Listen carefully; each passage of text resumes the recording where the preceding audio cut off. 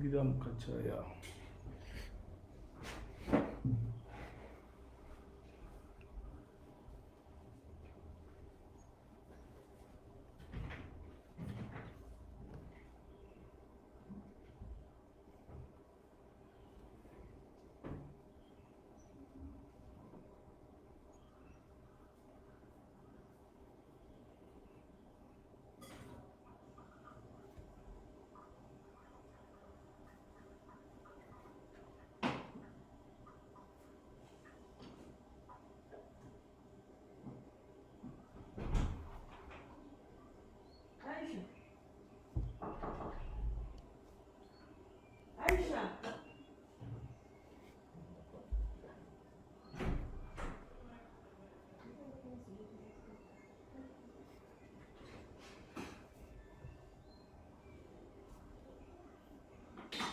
Hi guys.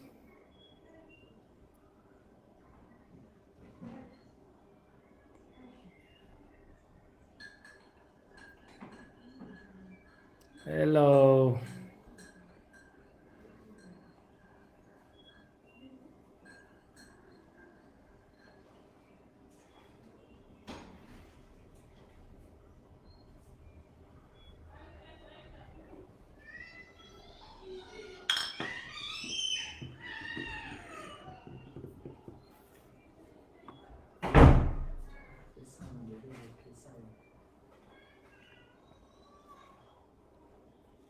Lemon.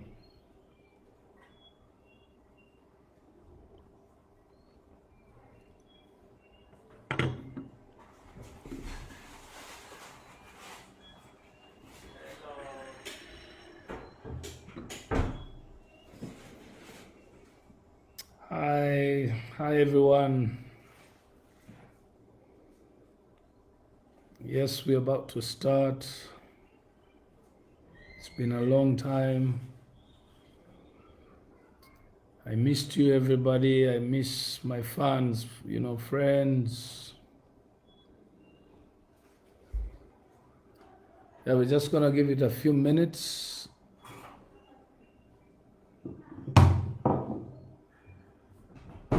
We are just going to give it a few minutes.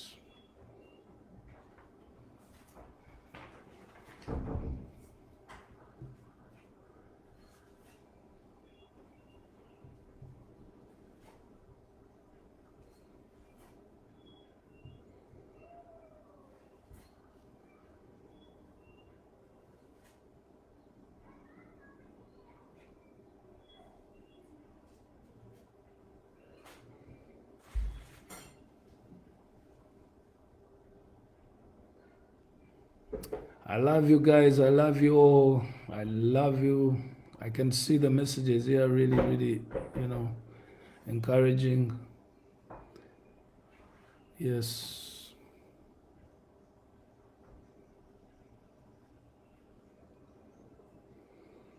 What's up, Gagame family?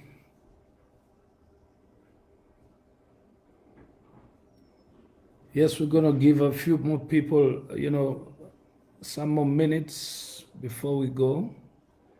I know we have fans all over the world.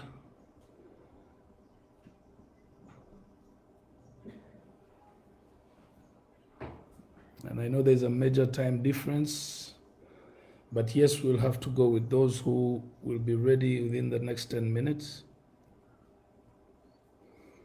I missed you so much, guys.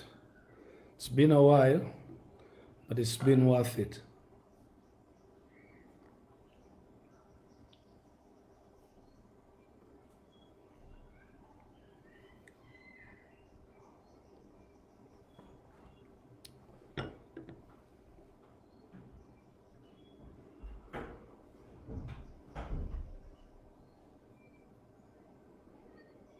What's up, what's up, what's up, what's up?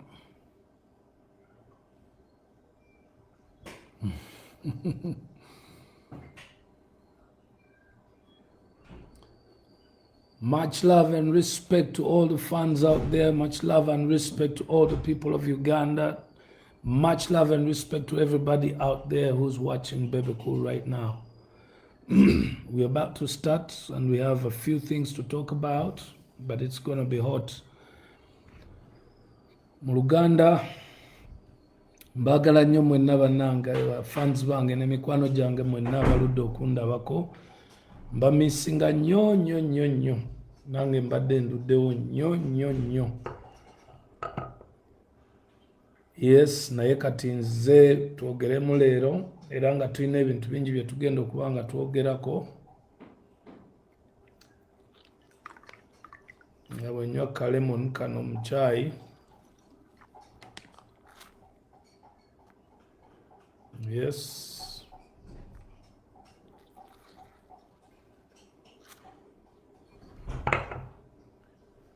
Tugenda kuba nga twogera ku our main issue egenda kubeera ku mutabani wange Alan Shortcut Masengere.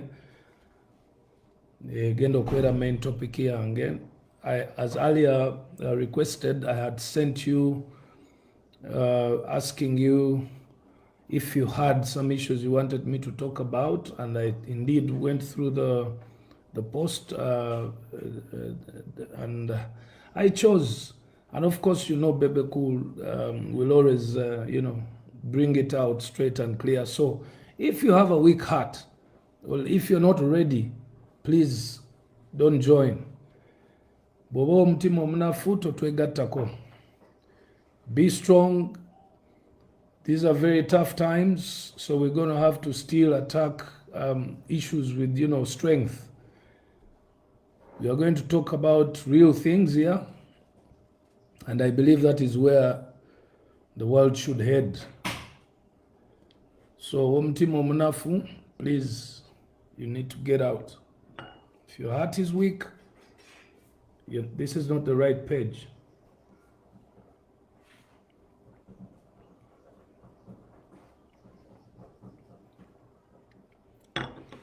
Ebiru mabayaye. Yeah, you're now one. I love you all music fans. I love you all Ugandans, wherever, whatever category you are. Short, tall, fat, slim, beautiful. I don't know whether we have ugly people.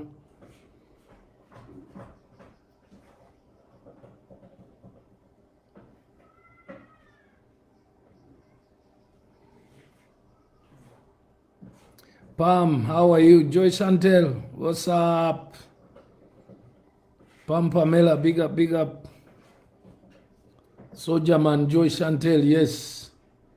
Jonaiga, Subuga, Cleverson, yes.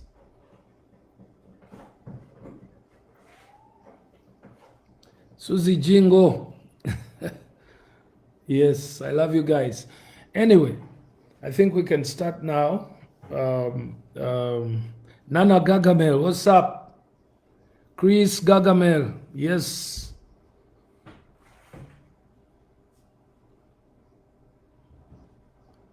Mbagala nnyo mwenna bannange. Kansokere ddala okwebaza Katonda atuwadde obulamu okuba nti ffe abamu tukyali balamu. Let me first thank God for the fact that some of us are still alive. Because some of our brothers and sisters are not here with us. And, I'll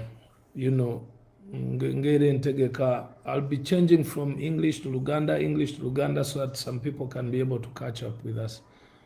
But of course, I believe that most people, of course, can hear, English, because we have fans all over the world. So.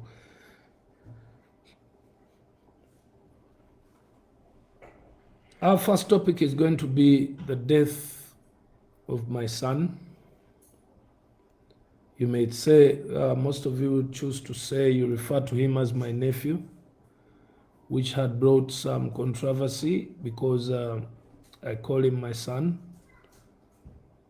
And I would have preferred that the next time you always pay attention to reasons why people do what they do or why they say what they say. 30 years ago, or let me say about 32 years ago, I had a sister, an elder sister of mine, who I lost. This beautiful sister of mine was my favorite sister. By that time, I was about 10 years old. Now, my sister had just given birth to this little baby, and this baby was about 1.5 months. So within that 1.5 months, my sister had asthma. So one of those times there was a roadblock. I used to stay in Kanyanya. So on the main road, that's where my grandmama's house was, where we used to live in. So there was a roadblock, and I think there was an issue of thieves or something happened there, and then there was tear gas sprayed in the night.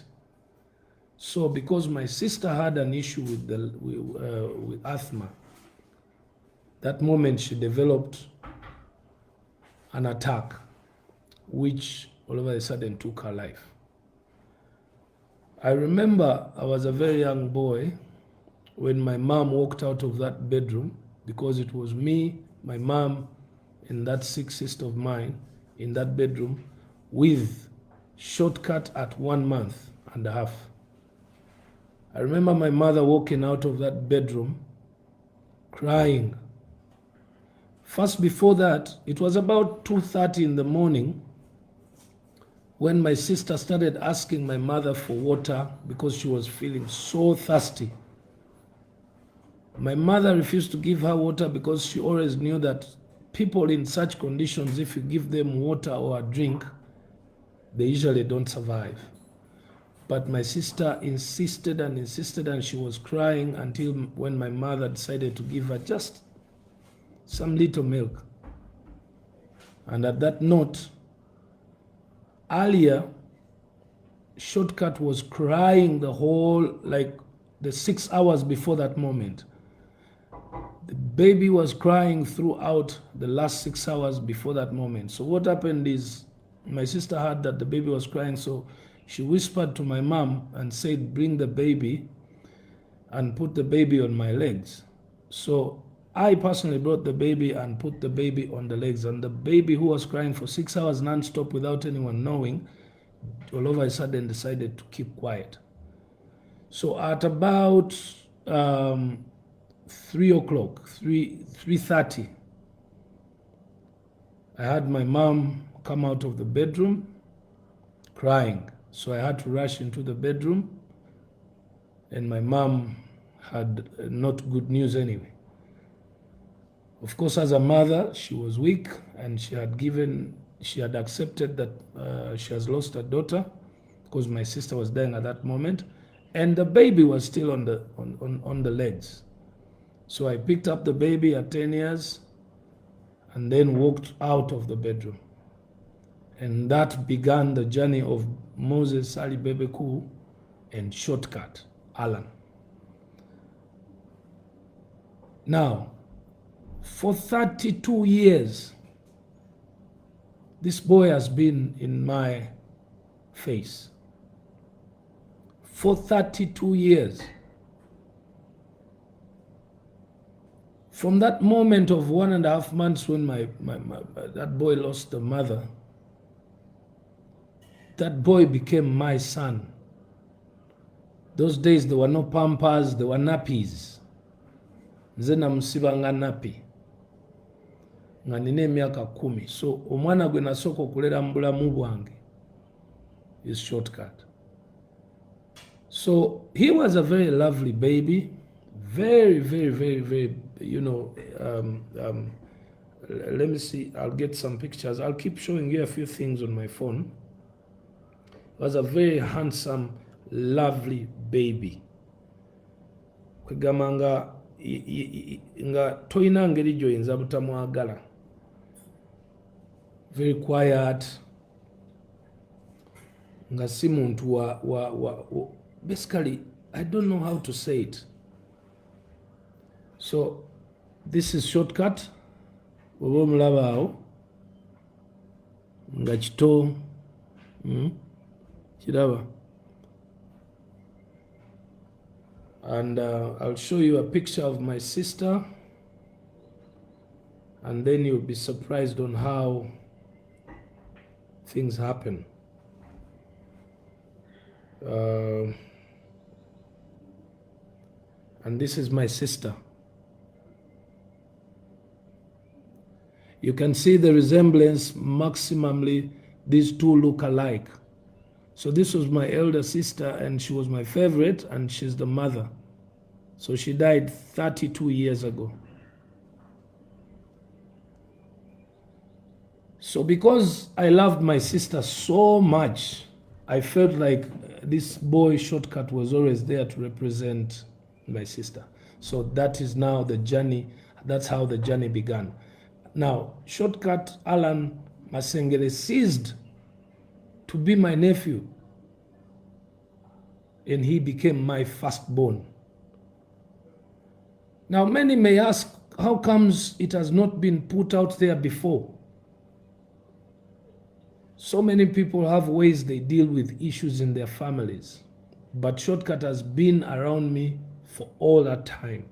But of course, as a young man, he had his own life. I remember when we got shot, when I got shot, he was also shot. We were in hospital together. We've gone through nearly everything together. I got a bit annoyed with him because he wasn't doing the things I was asking him to do, of course, as a father. But of course, as a son, he was a young man. He's a young man, 30 years old. He's in that age where he had things he wanted to do as him. But because, of course, I'm a bit older, I was kind of subjecting him to, to do what I want him to do. And those two never come together. So I got a bit mad at him. And Shortcut is a very quiet guy. So he kept quiet. But we've been in touch anyway until when the quarantine came in, when he joined a few friends there. But unfortunately, he stayed with friends who never communicated to us that the boy was sick. So until when this guy calls my wife and says, Shortcut is in hospital in Salama Road in a clinic. You guys come for your family member. So I was so much in shock and so angry for the possibility of having had my son sick somewhere, and responsible Ugandans knew that they were living with a sick person, and they never at any one time communicated to me. Here is a point when they are communicating when they cannot do anything. And they are even stating that come for your family member, come for your relative. For me, I cannot handle him.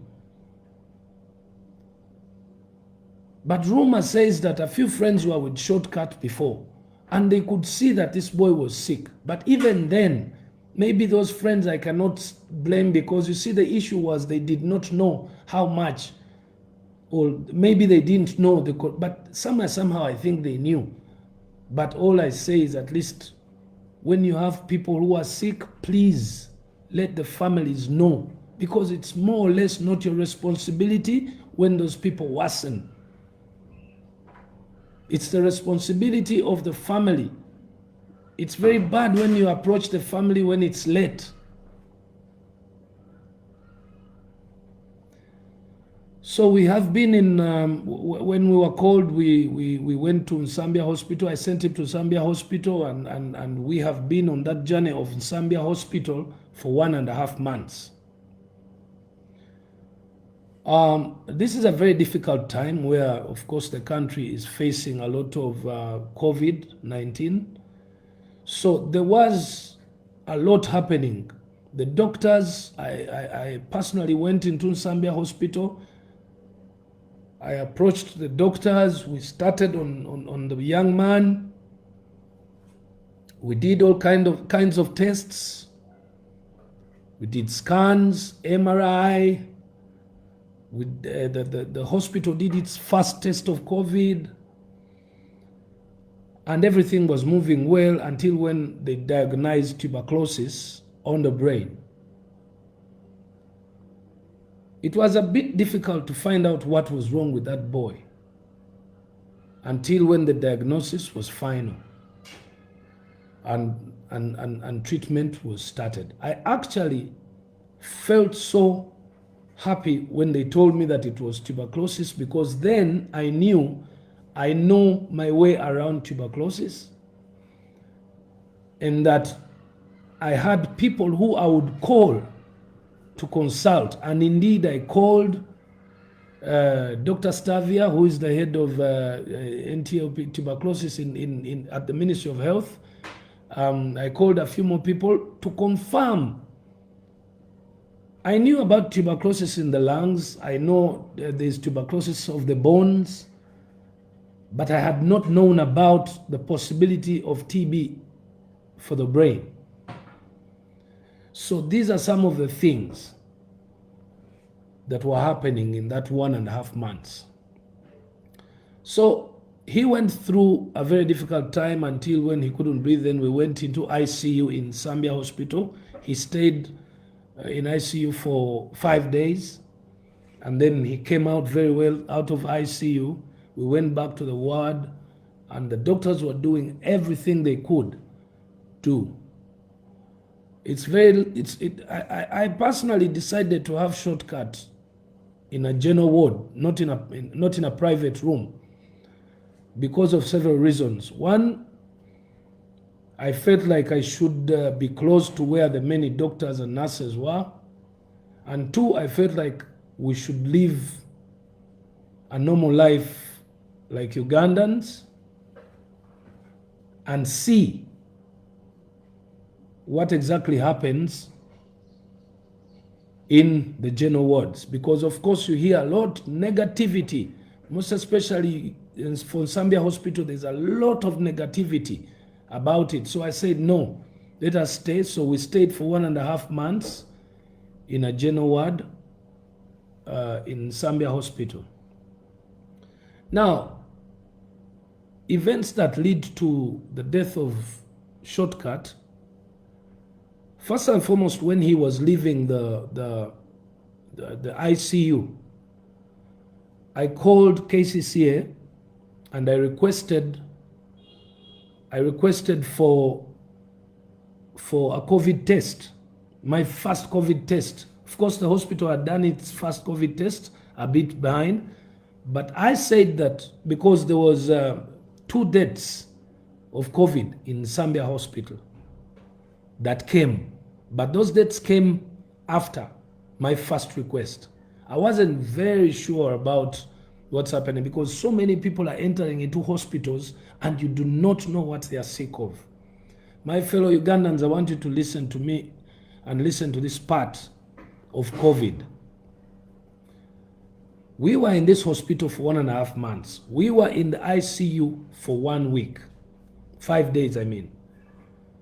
So I personally asked the doctors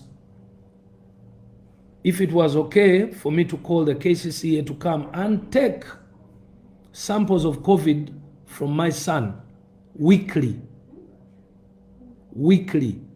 That is samples from him and samples from 2 bedside nurses. And they accepted. So the first sample was taken. When the first sample was taken, it came back after 4 days. It was negative. So now those are 2 negatives. The first one was done by the doctors, which was negative. The second one also that Bebe Cool did, the first that belongs to me, that was the second test, negative. So that negative, that's when we left and we went back to the ward. So 4 days in the ward, I again called the KCCA to come back and take another COVID test.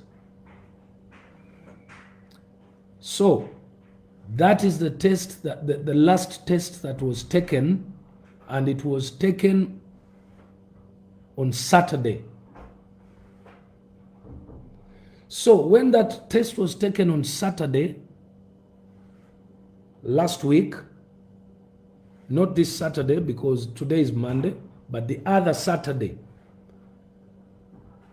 We expected the results to be back on Thursday, Wednesday or Thursday. Now, we got a scenario where Shortcut had issues with the breathing. Remember, he was diagnosed with tuberculosis. And of course, these are the lungs. So I went deep inside. We did all the scannings, the MRI and everything. And I started asking all my questions until when the doctors explained to me all the way till the lymph nodes in the lungs for the possibility, because I was asking why Shortcut was having a problem with the breathing. And then I got the answers. And then I came out of the hospital, I called other doctors, and then they were explaining the same thing. Of course, patients with TB will have a problem with the breathing because it affected the lungs. Because first it was on the brain, but it was moving down in the lungs. So he was creating a lot of water in the diaphragm, one side of the diaphragm, that is one side of the lung. So they were sucking water out of him, and he was then okay. But remember, at the same time, he was creating a lot of sputum. Now, this same sputum, they could nebulize, they used to nebulize him. Then the nebulization gas breaks down the sputum, and then they bring a machine to suck out the sputum so that the lungs can breathe easily. Okay? So, all these processes, I was there, I was aware, and we were going through the whole thing in my clear brain, with my clear brain.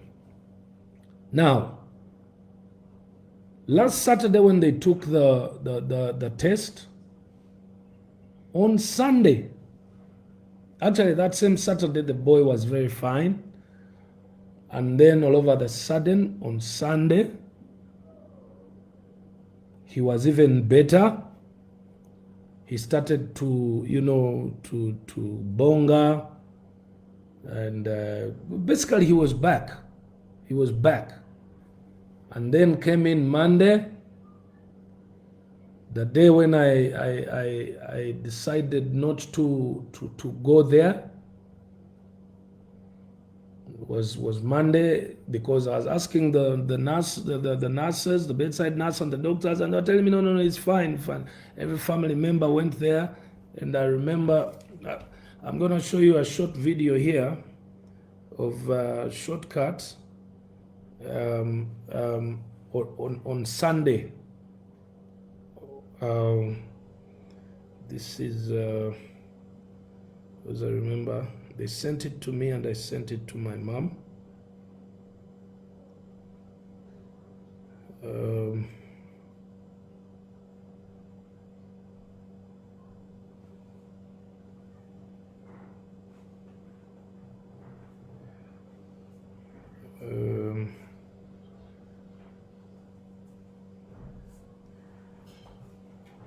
I'll show you this short video so that you can see that this guy had actually moved positively.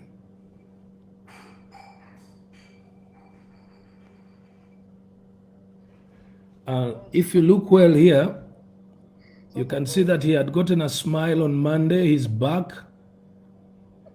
Okay.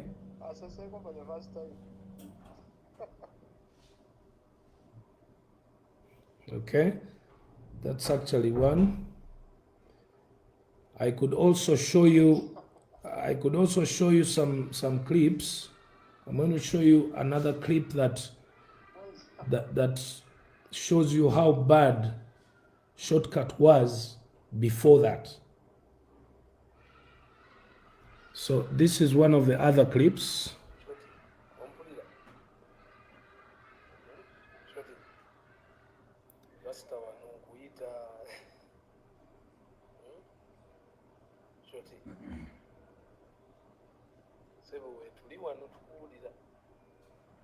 At this moment,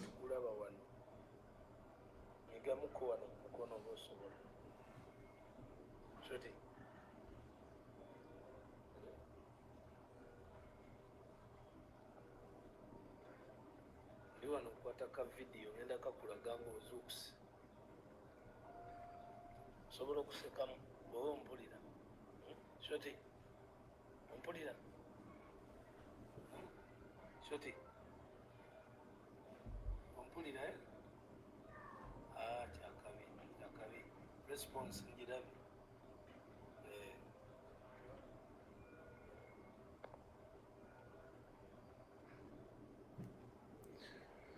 So you can imagine from that to the other one where he's smiling.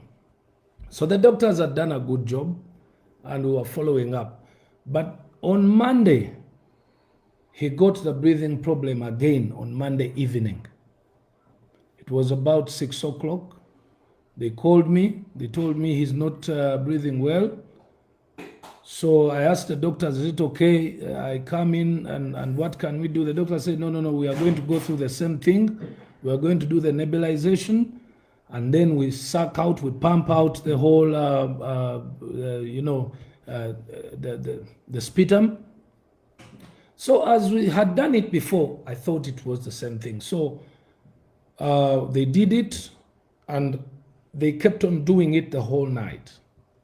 But shortcut, the breathing became difficult and he needed at that moment to be put back into ICU.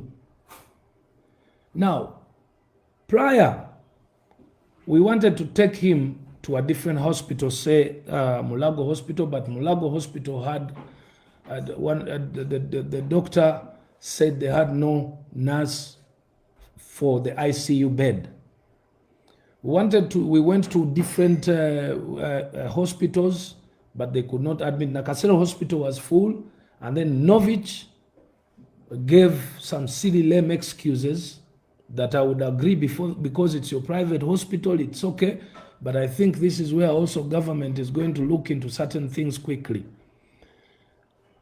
Here I was told at Novich that they are servicing their machines in the ICU. But of course, they were worried about the COVID issue. And that's why they did not take in the patient. So we were stuck in Zambia Hospital. And at the same time, Zambia Hospital, the ICU was closed at that moment because it had 2 patients who had died of COVID. So they had sprayed it and they had closed it. And of course, in suspense, you'd expect that definitely the doctors and the nurses who are working in the ICU also are under quarantine. So that means the Zambia Hospital ICU was out, which is understandable. So when this was happening to Shortcut on Monday evening, we had no option of ICU until Tuesday morning. Is it Tuesday morning? Yes, Tuesday morning. Tuesday morning, when we went to the hospital at about 5 in the morning because he wasn't fine. He was tired. Actually, it was Tuesday morning. We went to the hospital. And that's when we, luckily enough, called different other hospitals. And I had the certificate that he was COVID-free. The other one that I told you about, that certificate was about 6 days old. So I believe it was valid. So my sister called Victoria Hospital, and Victoria Hospital asked if we had that certificate. And once we sent the certificate, they agreed to take in the patient because they had an ICU bed. So we started to prepare and we left by 7:30 on Wednesday morning. We left in Zambia Hospital and we headed to Bukoto. Now, he was breathing and he was on oxygen in the ambulance. We left in Zambia We came through traffic jam. We followed Ginger Road. The quickest route was through Lugogo bypass. Now, I was driving behind the ambulance. But remember, Lugogo bypass has humps that are invisible. This is where the KCCA is going to come in. And this is where I am also going to become a different person when it comes to the things that people in different offices must be able to do.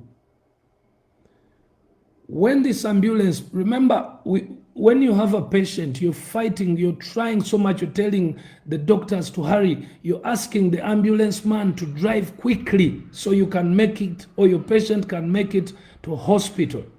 And guess what happened? The ambulance hit the hump, and whatever was inside is imaginable to everyone who's watching this. At that moment, it was my sister, one nurse, my policeman, and the driver on the patient, and I was in the other car. But I could see that the ambulance flew. That there's a hump between, there's a bar, what's the name of the hideout? Immediately after hideout, as you're heading towards Killer Road, that is from Rugogo. There's a hump, but it's not visible. And there's also two, I think they're about two, but you can't see them. So remember, the ambulance guy is rushing for your sake. So when they hit the hump, the ambulance stopped, and everything had jumped off the boy. So the nurse tried to put back everything. We spent there about 40 seconds to 1 minute and a half. And then we drove again quickly. Lucky enough, from there was no pothole or hump. And at that moment, the ambulance got to Victoria. And I parked quickly and I came up. That's when I could see that my sister's face was not smiley. And I believe that marked the beginning of all the trouble that we have gone through. Now, the doctors in Victoria Hospital did a very good job. They tried in every way. There were more than 10 doctors on this boy in less than 2 minutes. In less than 2 minutes, there were more than 10 doctors. Let me show you something. You need to be strong if you have to see this.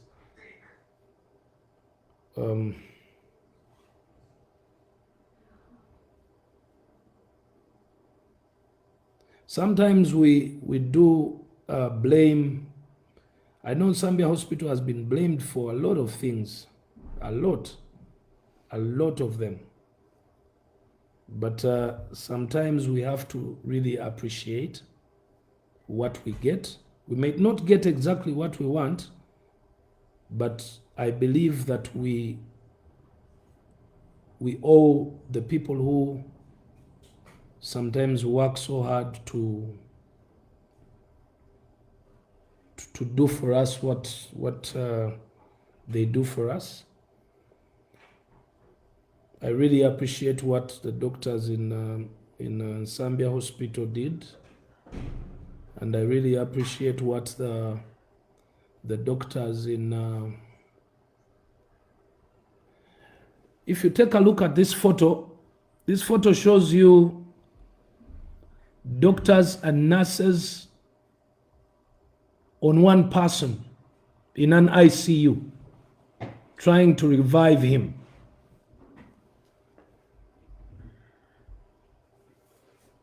If you take a look, you can see that, okay, I won't keep that for so long. So our medical personnel are very willing to deliver good services. Yes, there are those who are not, nga bo bye bakola bali mu nsi ndala nnyo, naye In Uganda, we have doctors and nurses who are willing ngate bakozi nnyo. Where is the gap? The gap is at that moment going to depend, because now, after my boy died, we had no single idea that, of course, he was positive of COVID. Of course, we had the receipt or the certificate. So how do you blame someone that you didn't tell me that my boy had COVID? I can't blame the hospital because the certificate was given to me. Now, I called in for a second test. Remember, that is Wednesday morning. The test was taken on Saturday. We are waiting for the results on Wednesday evening or Thursday. So that's when we did whatever we did. But because of the COVID situation, I decided we are not going to have a vigil in Kampala. Since he died in the morning, that evening, we headed to the village and we spent the night in Masaka. Of course, with a few friends. And you know the rules and regulations now, the SOPs when it comes to burial, a few people, lucky enough we were. So at about on Thursday, at about midday, that's when I get a call from KCCA telling me that my boy had contracted COVID. So, of course, it was up to me in person to now let all the mourners know and to talk to them well, to make sure that all of them, we don't have a panicky situation. And indeed, I had 2 certificates of the boy when he was negative. And neither was I going to argue that the boy had contracted COVID, because already I knew right now in Kampala, the COVID has surged. It is a very bad situation that we are in Uganda. I have seen so many people argue. I have seen so many people say that it doesn't exist. I have seen so many people, you know, it hurts. It hurts to see that our politicians, educated people in Uganda, are politicizing COVID. The situation that we have been hearing about in Italy, in the USA, could be knocking on the door. As I speak right now, my fans and friends, all the hospitals that were gazetted for COVID, all the beds are full as we speak now on this live. And the ministry is right now looking for ways. I believe by tomorrow, Nambole will be open, but Nambole won't take more than 2 weeks. It will be full. I can guarantee you that COVID is in existence. It is there. It is here. It is in the communities now. And it is because Ugandans, we refused to listen, to follow the SOPs. Someone may ask, how did the sick boy get the COVID yet he was COVID-free? The nurses are the same that we keep calling. If a nurse has not checked on your patient, you feel bad. I made 1 million phone calls because I wanted attention from doctors and nurses. You're happy when a doctor comes to check on your patient, but it's the same doctor who's checking on all the patients. It's nearly the same nurses who keep checking on the patients the same whole week. So how am I going to blame a nurse for transmitting COVID to my patient? So the situation today as we speak, ladies and gentlemen, the reason why I decided to talk about Alan's death, my son's death, is not because I'm the only one who has lost a son, or he's not the first person who has died, or the last, but maybe because God gave me the gift of being famous and popular, of having a following, that maybe if I speak about this, maybe it will do an effect for my fellow Ugandans to wake up again and listen and agree and believe that COVID is real and it is here. And it is in plenty as we speak. COVID yayingidde e Uganda mungi, mwali mu bantu abasukka n'emitwalo 15 babiri, mwali mu bannayuganda. Amalwaliro gajjudde we twogerera. Namboole bagenda muggulawo, naye I believe ne Namboole agenda kujjula in less than 2 weeks. Kakati okusaba kwange kumwe ababadde bagamba nti lwaki bakubidde essimu ng'omwana amaze kufa. Why did they call you after his death to tell you that he had COVID? They are politicizing. I even actually saw a video of a lady who lost a mom who had a heart problem and other issues. For that family, they are saying that their mother died of the heart problems. Yes, she had those problems, but the death was activated by COVID. COVID agenda kuta, it kills people who have those problems because it goes to the lungs and it creates breathing issues. So already when you have a problem with the heart and your lungs are infected with COVID that same second, you have less than 36 hours to live. Abalala mwebuuza mugamba nti muli mu malwaliro, you're in hospitals jumping, dancing, and the doctors are saying you have COVID. No, it is because you don't have the chronic diseases. So it is not affecting you that much. Effect just eri ku maaso go ne gafuuka red n'okolola muko wano because obuwuka bwa COVID bubeera wano weewati mu bulago. We busooka okwebaka mu bulago, bw'onywa ennyo amazzi agookya obusinga bukkirira mu lubuto ne bufa asidi. Naye bw'otanywa amazzi gookya wano mu bulago bwe buvaawo buyingira mu mawuggwe mu lungs kuba buba bumaze okuwera. Awo we buyingira mu lungs ne bulyoka bublockinga.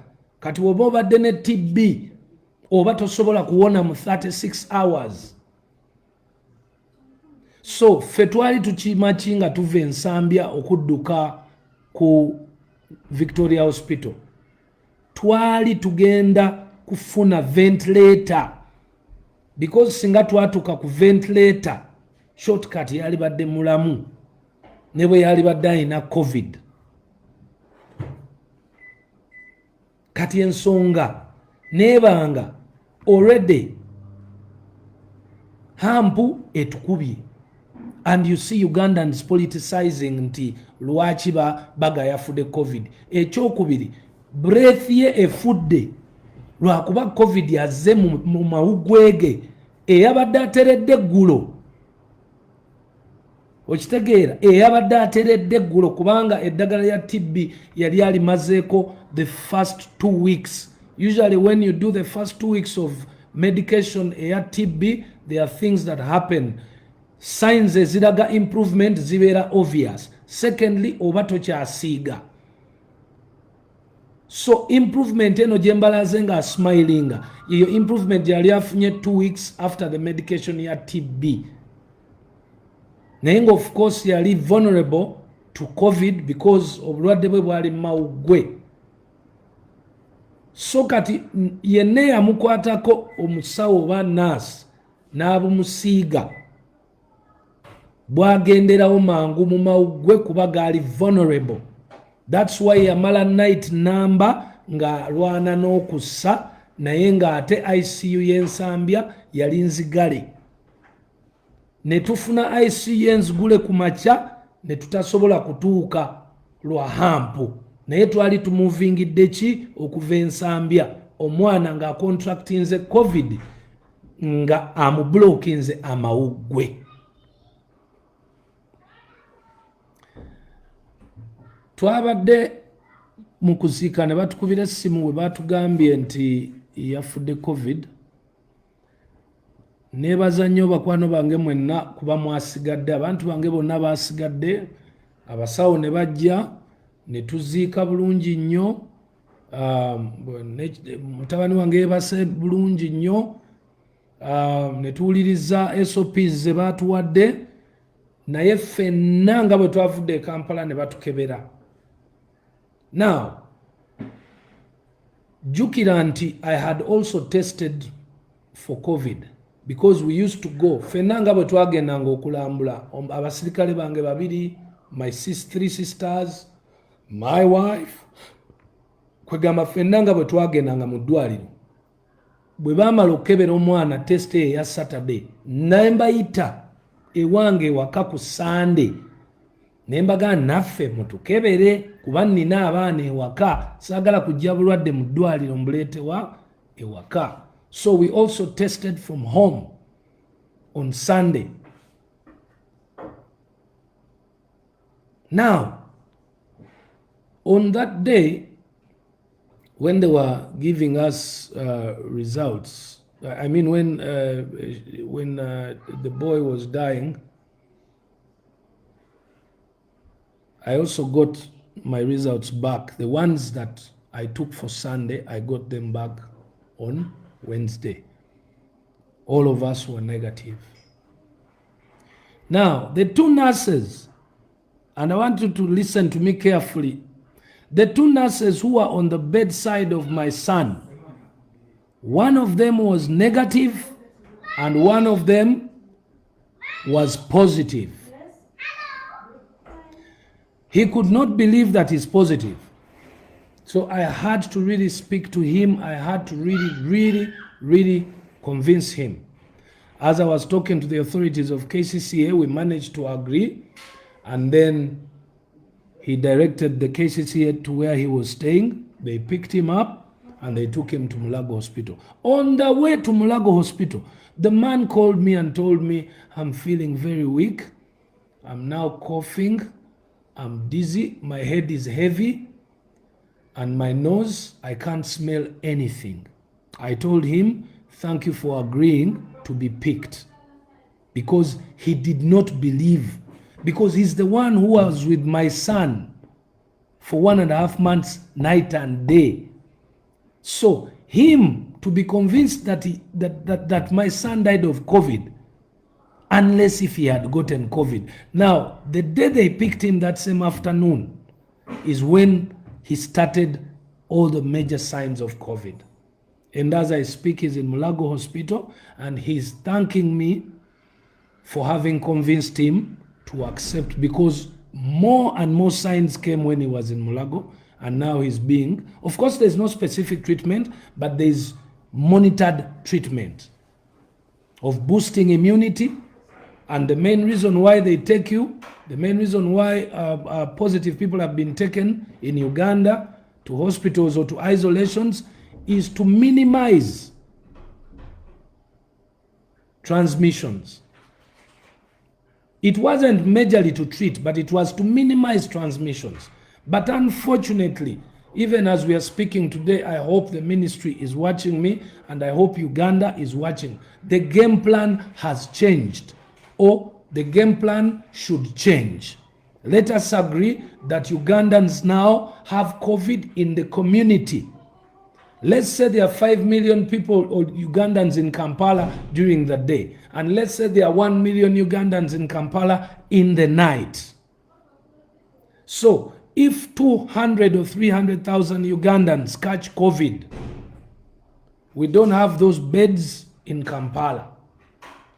The game plan has changed. We don't have those facilities in Kampala. We don't have the money to build those facilities now.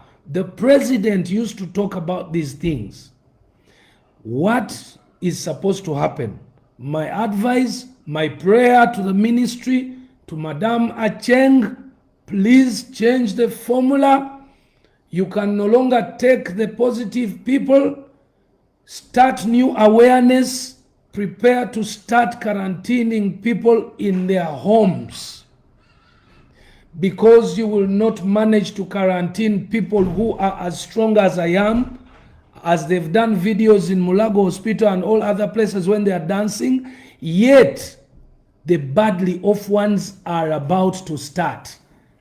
The ones who are not breathing, like my brother, he would have gotten a bed in Nakasero Hospital, but Nakasero was full. So if Mulago gets full of people who are dancing and playing music, yes, they have COVID, but that type of people should be quarantined from their homes, so that now the hospitals are cleared for the ones who move to step 2 of the sickness, because it is not it might not be so long from now that Ugandans are going to start dropping one by many numbers. So we need, I'm thinking and I'm praying, I might not be a doctor, but with the good common sense that I possess, these medical facilities should be prepared for the people who cross the line, who have breathing problems. Otherwise, the transmissions are now permanent. They are moving. Ugandans have refused to follow the SOPs. Now you have nothing to do. You just have to now save those who cross the line. And now let the awareness go back to where it started. Now, what awareness? Boosting immunity. It is time to tell Ugandans how to boost their immunity and reconfirm to them that when you boost your immunity, you will not get sick of COVID. Or if you have COVID, within 10 days, it will be clear of your body if you boost your immunity. And boosting immunity is a few things that we are lucky as Ugandans. Most of those things are surrounding us. Oranges, lemons, tangawuzi, garlic, all these things. Whatever Uganda, whatever you are listening to from Europe, okuva mbaganda bafa America ne Bungereza nga babagamba okweyoteza okola biki, banange akadde katuuse. Corona atuse ali wamwe. Remember, we don't have enough test kits. We don't have enough, governments don't have enough test kits. Someone will come and say, Nge Tanzania, babireka ne bitambula. Yes, they accepted. Some people will live, some will die. That is the cost.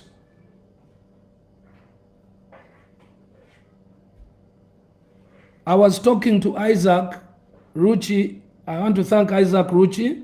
Webale kuvayo Isaac Ruchi nokola ka video, because now it is up to us who are facing it okuddamu okuzaamu abantu belief after politicians making people think that COVID is politics. Now it has come, and who is going to die? Omuntu wa bulijjo, omuntu wa wansi gwobadde ozanyirako nti Museveni ali mu politics wa COVID. There are even doctors, they are responsible people. Ekisinga okuluma abantu abategeevu abasomyeko kwe kuyimirira mu mikwano gyammwe ne mutandika ga nti ebyo ebintu bya politics kulya akasente. Yes, waliwo ababbye sente za COVID, naye omukulembeze kyagamba nti COVID mutuufu gyali, banaye gyali. Muleke kubuzaabuza abantu ba wansi, bantu ba bulijjo. Kati obulwadde buyingidde ge mazima. Era kati buli muntu alwala mulekera okwekweka. Tuveeyo. Isaac Ruchi webale. Thank you for coming out. Thank you omusirikale yani alwadde enagulu. Afande Hassan Kasinje. Thank you so much. Webale okuvaayo. Because now the trend is people are keeping quiet. Nino omuntu omuyeka gwe ngenda okwogerako naye nkusaba naawe oveeyo. Mukwano gwange okola ku NBS oli mulago, naye nga munnamawulire yenna alina amazima nti kati naawe ali owakana, kati ng'otuula ku TV nga nkulaba obuuza ebibuuzo mbu lwaki omukulembeze kino lwaki kino olw'okuba munyumirwa abantu abawakanya gavumenti. Kati ku ssaawa eno oli mulago, okola ku NBS. Mukwano gwange gwe njagala oveeyo obulire abantu nti oli mulago bakututeyo 2 days ago. You're my best friend. Tubeera twogera ku simu. Let us save Ugandans by reassuring them the danger of COVID. Ensi yaffe enjavu, ensi yaffe tesobola ku maintaininga bintu ebyo okujjako nga twogedde amazima ate ne tu awareness ne tugirinyisa.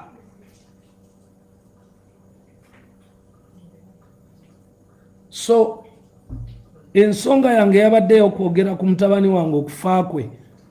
Osobola okulaba nti nno COVID agenda kutta abantu bangi, n'abatalina COVID bagenda kufa naye ng'ekibasse COVID. Kubanga bw'oba olina ekizibu ekyokussa ng'olina asthma, teri ddwaliro ligenda kukwatako okujjako ng'ogenze mu ddwaliro erina COVID. Naye okutuuka mu ddwaliro erina COVID ogenda kubanga olwedde ebitanda byaggwawo. Omuntu yenna agenda okufuna obuzibu mu breathing tagenda kuwona.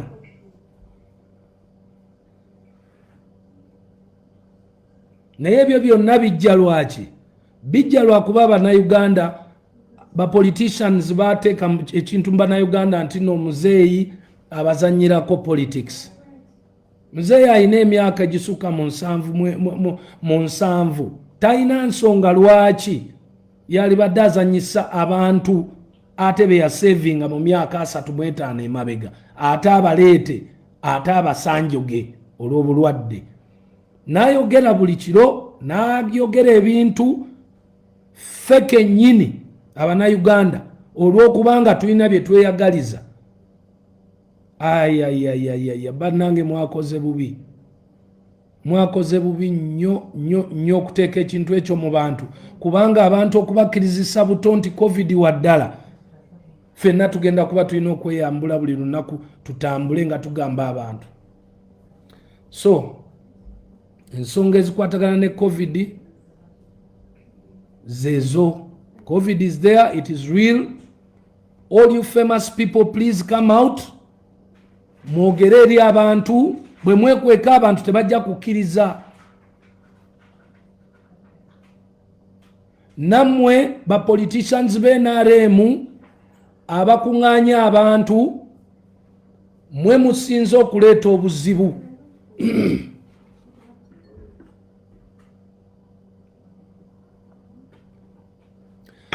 Omusajja ali ku TV ekiro n'emisana agamba Abannayuganda temukuŋŋaana. With all due respect, mwenna mukimanyi nti Abannayuganda basobola okuwuliriza Museveni, naye gwe n'okulyetingawo akantu akaleeta dawutu nga te dawutu eyo tosobola nagijja mu bantu.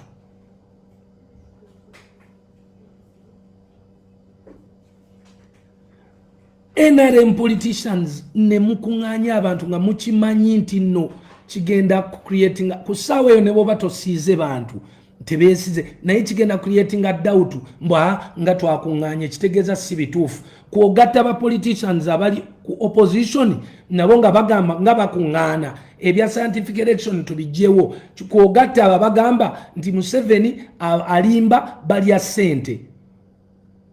It all comes from empulunguse eziri mu NRM ezimu eziganye okutegeera nti Abannayuganda bali willing okuwuliriza, naye naawe following amateeka.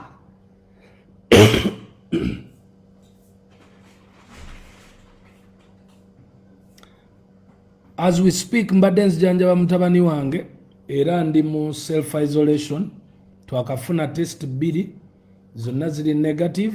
Tubuzayo okufuna test endala 2.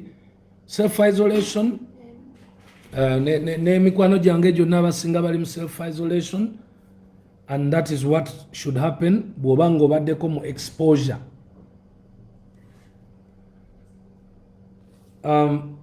COVID nyinza okugira nga mulekaawo, naye nsaba ministry mutunuulire mangu ekintu ekyokulaba engeri gye mufuna SOPs ez'abantu okusigala awaka namwe abalina families bw'olaba omuntu nga batugambe okusigala waka nga waliwo ewatali covid ng'osobola okuteekayo famire yo nga gyokizza ng'eno ennyumba osigala obeeramu wekka.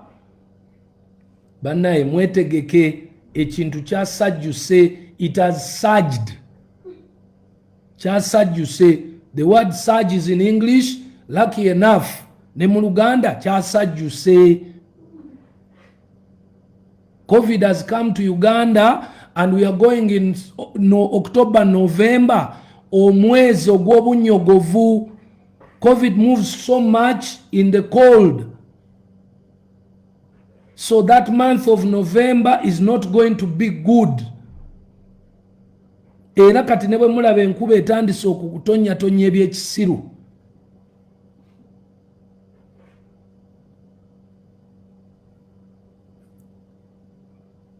Njagala kwebaza abalonzi ba NRM mwenna mwebale nnyo okuba nti nno mwalonze abavubuka. Nzija waawo naye bannanga abakulembeze b'NRM tuleme kuswaza Museveni, tuleme kukola bintu kwegamba oba kamiliyoni ye yakayimba apanga abapangulula. Zuena ani oyo si kamiliyoni yayimba akayimba ako. Museveni apanga mwababe mwe mupangulula. It is difficult, sincerely speaking. What will you say to the people? Obululu bajja bubawa, but keep them safe.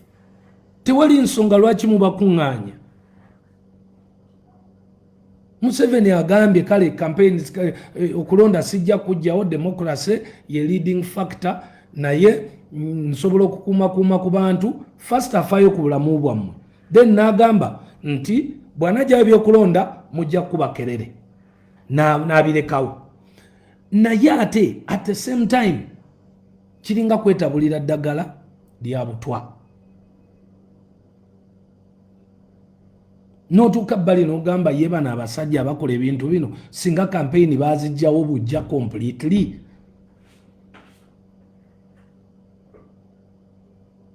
So COVID gyali banaye bannayuganda baganda bange mbegayiridde nafiiriddwayo omwana ensonga ya COVID. Mbabulira amazima omwana oyo ekyabandazisizza okuva mu buto bwe ne mbabulira story eyo lwakubanga pain y'amaanyi. Si yasoose gwe nfiiriddwa naye kyannumye nnyo nti afudde COVID wamu ne TB. Nsaasira abantu abalina abalwadde ab'emitima, abalina zi pressure, abalina endwadde zonna ezikwasaganya n'ekifuba kyo, abantu abalina low immunity, alina sickle cells, abalina ki.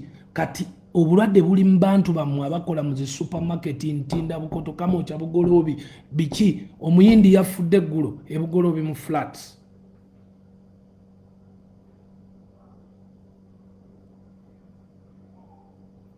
So nammwe kenyini abali ku opposition ababadde mu muzannyo guno banaye mbasaba yadde sinze sirya nammwe sikiriziganya nammwe naye tukiriziganye ku kintu ky'okusevinga obulamu, tukiriziganye ne muzeeyi. Ekintu yali akikutte bulungi okuva mu ntandikwa. He is being frustrated by two types of people. The people who are giving confidence to Ugandans nti COVID taliyo, and the thieves in NRM. Ababbi kwenga sene bana abakuŋŋaanya abantu.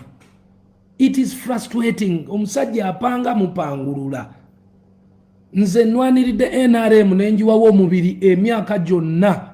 Naye teri kintu kirumanga kubanga ozimba bazimbulula.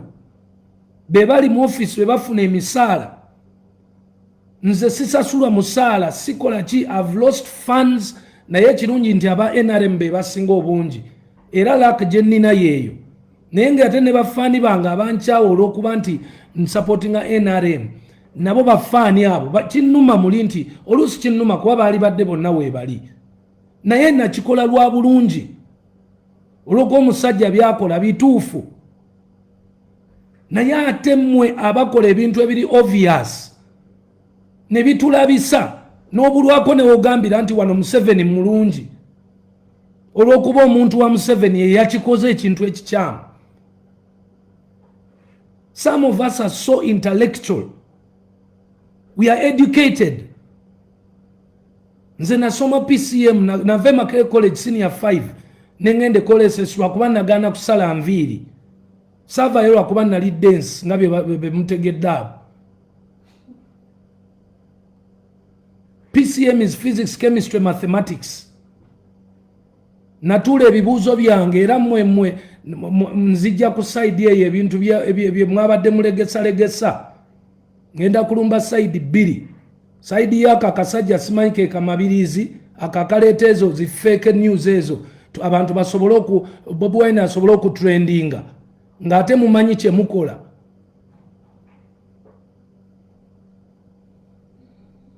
Senior 6 najituulira Kololo SS mu 1998, and if Bobi Wine is younger than me nga bwe mubadde mwogera bulijjo then tasobola kuba nti yatuula 98 nange mu mwaka gwe gumu namuleka kitante nga ndi Kololo Makerere College School mu senior 5 ngali kitante below my friends even ngali mu senior 3. So kati atajja atya n'atuula nange senior 6 same year. Ako kabadde kazanyo kamwe mwakafunyemu n'atrendinga sisobola kumulumba fuli naye nja kulinda empapula za submitting nga ayesimbawo ku bukulembeze.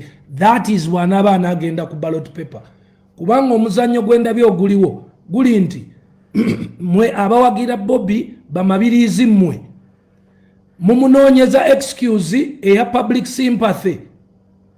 Public government yalemeseza Bobby okwesimbawo ku bwa president asobola okugenda giri emyaka 5 adde asome nga bano bagabambi bamulemesa kale katumulinda asome tujja muwaluli.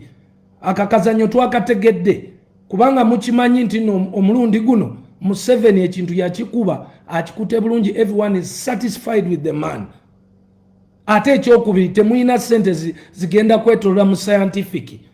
Ekyokusatu temuyina best Mugisha muntu yabagamba ngokola structures.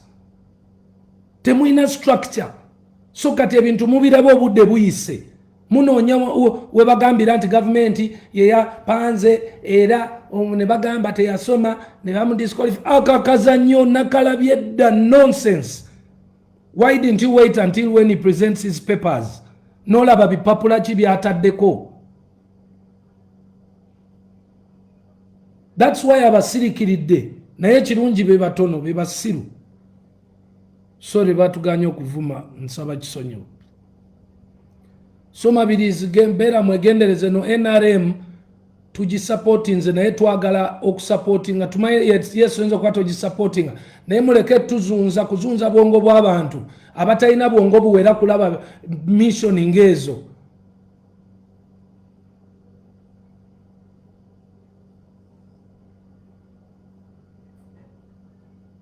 Bemba mwagala okuchallenginga ebipapula by'omuntu bagenda mu electoral commission oba bagenda mu UNEB. Bobi Wine yasoma senior 4 bwaba yagituula yafuna certificate ya senior 4 gye yakozesa okugenda okufuna okusoma diploma Makerere kuba kyali kikirizibwa by then nti omuntu osobola okukozesa senior 4 certificate n'ogenda n'osoma diploma Makerere. Lwaki mubuzabuza abantu munonya obubozibozi? Era namwe abawagizi be NRM ba bloggers aba NRM mulekerawo okumala gabuukira buli kintu ekivaayo. Focus on issues. Issue etuli at hand is COVID. It is at hand.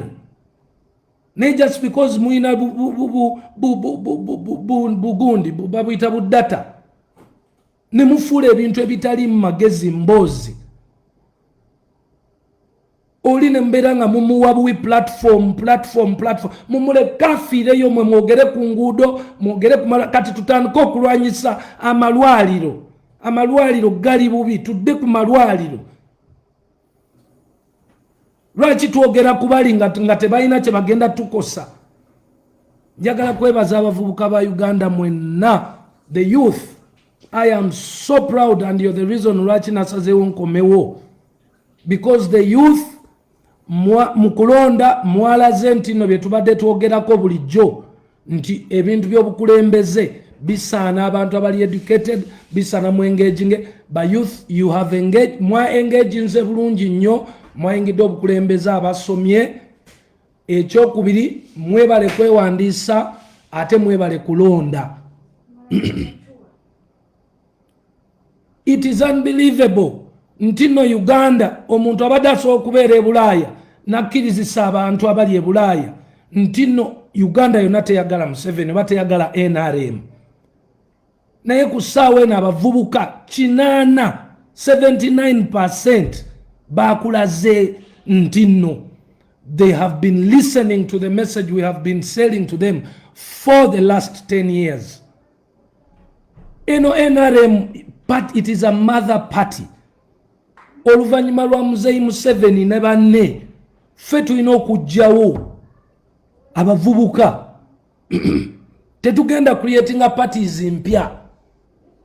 Why create new parties when original parties ezina structures ezina buli kimu in place nga weziri? All they need is educated people and sincere people abogera amazima abatabba abatakola ki. So we have to save the NRM party. I'm very happy ntino neba voters register. Very unbelievable and amazing. About 13 million people nga balonzi be NRM bali mu voters register ya NRM eri up to date. Nga ate electoral commission eina abalonzi abatasuka milioni 18. Kati oyinza okwebuuza Bebe Cool lwaki yali asirise, lwaki abadde asirise. Kasita namala okumanya nti abavubuka ne bannayuganda bateredde entende ku Muzeyi Museveni, bateredde entende ku NRM, nti ne Museveni ne bwaba avaawo they are willing to take on the party positively. Kasita nalengera ekyo ne ngamba kati sikyetaaga kuleekaana. Just kati nina kugenda Sato ne baganda bange abasigadde eri bensobodde okwogerezeganya nabo, njogerezeganya nabo bajje ebirowoozo byabwe bisobole okuwulirizibwa bulungi, because tewakyali nsonga ekaayana. Sincerely speaking, voters register ina abantu milioni 13 ngate general election gundi electoral commission ina abalonzi milioni 18. Ongamba otya ntino bajja kunsinga. Kati lwaki mmala obudde mu kulerengana? So abantu abogerera NRM mulekeraawo kuba propaganda, mulekeraawo kulerengana. Reason and focus on issues.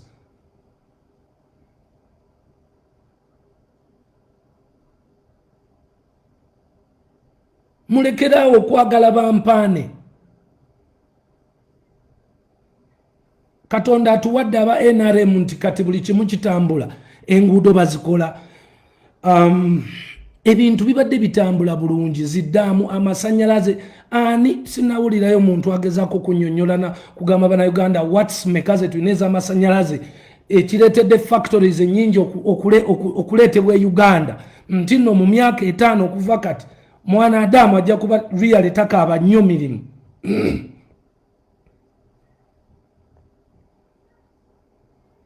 Engoye ezaali ziseerebwa kati ez'abakazi nze bukyanga mbeerawo sirabangako. I have never seen adverts like the adverts I have seen during the lockdown period. Ezengoye abaana abawala beera simanyi kano fashion ki singa teyali covid, singa tebadde period eno temwali badde creative like that. Let us focus on those things.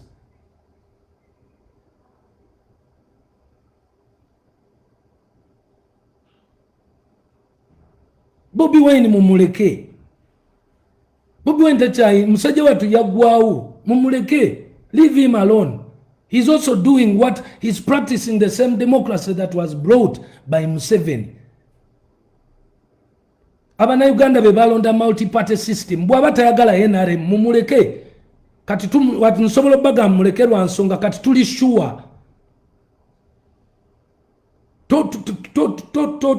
Tumaito mega ate n'oluma. Bobi Wine is the good example of the democracy that Uganda will have.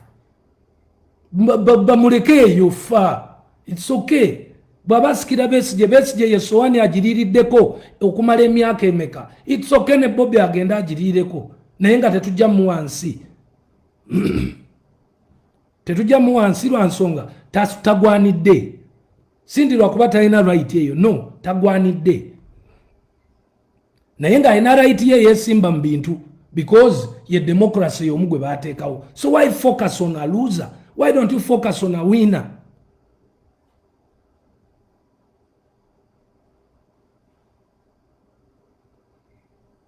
Mzee Museveni bonaabo nengera banaaba bakusobodde okukikugamba, naffe abawagizi bo tubeera frustrated by the people who surround you and still n'obulwako wo defending NRM. The people who surround you and do obvious mistakes publicly. Nobeere n'ogamba abantu oku social distancinga, n'olaba omuntu w'NRM nga ajjuza abantu. Though nammwe babloga abakuba NRM, nammwe muyina akazannyo mwatandise okuleeta bu videos obwa campaign obukadde mubuteekayo mbu abantu balowooze mboyo NRM yakoze campaign nga ate bukadde. Toyinza kuŋŋamba nti otaddeyo ka video abantu bali 100 temuli n'omu alina mask n'omu. Afadhali omu wali mukutenga alina mask, kubanga 5 years ago it was impossible for anyone to put on a mask during a rally. So for you to give us proof ntino ya kuŋŋanyiza abantu, nonyayo omu gwakwata ka video wekwatireko bwoti nga gwoyambadde mask, naye propaganda gwe muzanya still yakyatuleetera obuzibu. Ojeyo ka video akakadde akedda okaleese oyongera kuteeka confidence mu bantu nti ebya covid bya kiyayi.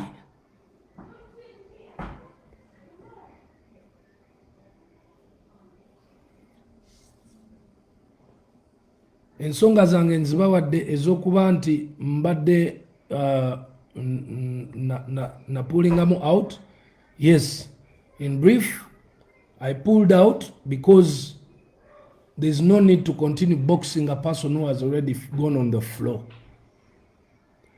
I rather spend that energy to recreate, to regain my energy. Era mbadde mu plans nyingi. Waliwo abamu ababuuza nti bakugoba mu NRM, bakugoba ku State House. Emyaka 42 nali nsuzeeko mu State House. That's where you're mistaken. Ne bwe banaba bangobe mu NRM, abawagizi bange aba people power, ngenda nabayita abawagizi bange aba people power oba noob oba opposition. I am not the kind of man you think I am. I am never intimidated and I'm never moved by cheap talk. Nebwe balingoba Museveni alinya kazinda nagamba oyo mwana mubbi na mugoba simwagalira. Siri joininga opposition ya Uganda. You thieves who lie to people of Uganda who are in pain.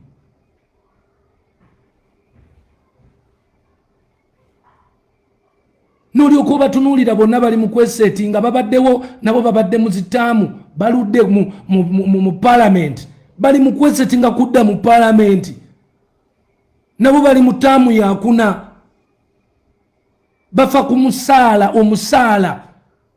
Abannayuganda abalaba mwe mutunule mu constituencies zammwe mutandika okuwandika ebintu bye babakoledde. So mwe ababadde babuuza ku posti yange gye nataddeyo what you wanted me to talk about, waliwo abagambye tubuulire ku kya Museveni oba yagoba, kanti kumalire bwenti nti ne bwalingoba siriba joininga nja kusigala mu NRM naye nga ye gwe siraba mpaka lwali mpita, because sirwakuba ye, no, lwakuba vision njiraba etambula bulungi. Nabanyonyola vision yeyo nenjibagamba nze njagala nnyo omuntu okundaga gyendaga n'amaaso gange we gakoma nemba nga ndaba beyond, kubanga naturally nakiraba nti nno si byangu. Governing a country is not easy. Okugoverning omuna Uganda si kyangu. Enensi gyevudde 40 years ago ebadde mu ntalo, n'olyoka olaba emmese zigigerageranya ne Tanzania ne Kenya. balwana civil wars mmeka in the last 100 years.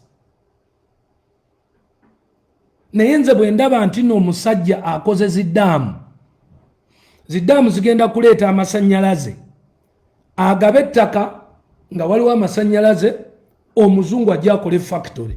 Omuzungu bw'akola factory, omunayuganda atunda ebintu ku kkubo, ebintu bibe chipa mu Uganda, ate tukole ne exporting.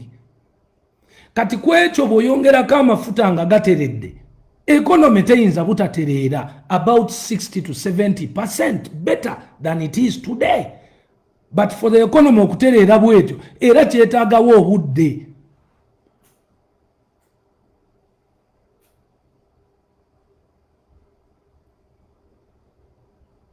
Kyetaagawo obudde. Togenda keera ku makyambolo okuba yagatundire yesterday ti amafuta era kale. Nembagamba nti kyali very important for the country to have security as its first priority, because without security toyina kintu kyosobola kola. N'amalwaliro ne bozimba gafaanana ng'eggulu, olw'okuba nga wabeerawo insurgency bagakuba, abantu tebasobola kutambula kugenda wa mu malwaliro. So the roads became even more nga priority osooka security.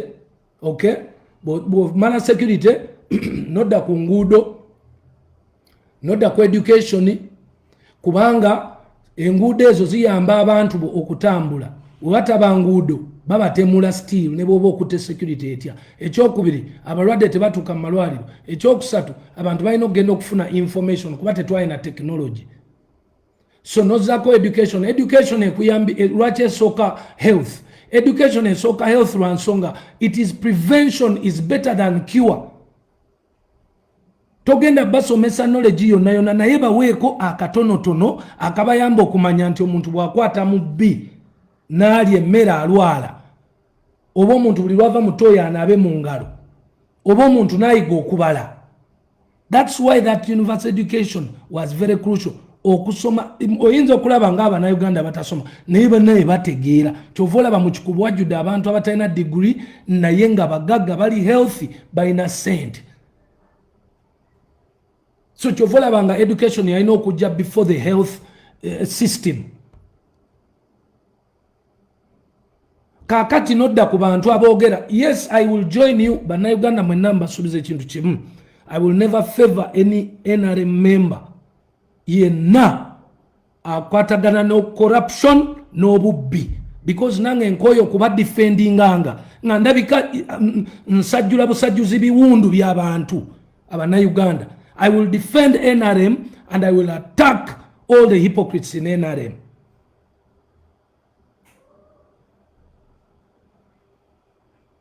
Kusaawa eno yes muzeeyi kati osobola okutunuulira ku economy nti erina okufuuka unfortunately aba akyabirwanyisa. Covid najja. Covid akubye buli economy ya buli nsi. Kyokka nga kyetubadde tulina okuzzaako ye health system. Abagenze mulago munjulira, abagenze malwaliro agali different munjulira nti no health system ebadde etandise mpola. Mumanye ensonga lwaki baali balina okutujjako zi ID ne batujjako ebinku mu biki. Bagenda biconnectinga byonna ne zibanka byonna n'amaaso. Bagenda biconnectinga nga kyangu nnyo omuntu okubeera ku health gundi insurance. Naye nga bw'obanga tewasasudde masannyalaze oyinza obutafuna gundi. Bw'obanga kwali kutugatta. And that plan is on being put up, but the health sector yebadde etandise. Naye yali teyinza kusooka security, yali teyinza kusooka nguudo. Kati we bakuzimbira eddwaliro eddungi nga tewali luguudo lugendayo, otuukeyo otya? Kati n'olyoka osembyayo corruption. Naye ddala mu butuufu gwe atalina ssente wali osuubira okutakolinga corruption ng'ate oli mwavu? Uganda teyalina ssente nga toyinza kumala budde ngo otargetinga ba corruption. Already economy yo mfuto inaamu ssente. Kati ate ababba babbaki zimba economy bwewera. Of course ababbi bajja kuba bazze. kati olwo otandike okudiringa ne corruption. Naye kati olinga agamba nti Uganda yali badde yasooka muzeeyi tafaayo tafudde ku babbi ba ssente biki nga economy yali nvundu billions simanyi. It is so amazing on how people don't want to use their brains to think. But remember, ngenda kibagamba ekibangambisiza nti nno siri joininga opposition lwakubanga mu NRM njizo okulowooza lwaki ebintu bikolebwa nendaba n'okulaba waje bino genda ndaba abakola ebikyamu era sigenda kubeera ku saidi y'abakola ebikyamu.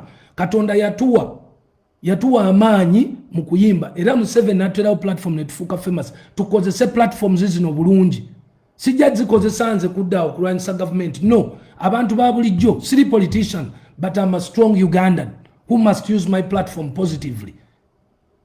Abantu ba Uganda tujja redirecting to the positive side okulaba nti nabo obulamu butereera. Naye bunaatereera butya? Tebujja tereera nga ate olwanyisa alina kyoyagala. No, bujja tereera nga okola n'oyo alina kyokola kyoyagala. Oyagala okuwabula Museveni ate togenzeeyo wuwe kati onaamuwabula otya? Oyagala okumulaga ababbi ne evidence ogirina, oyina genda gyali.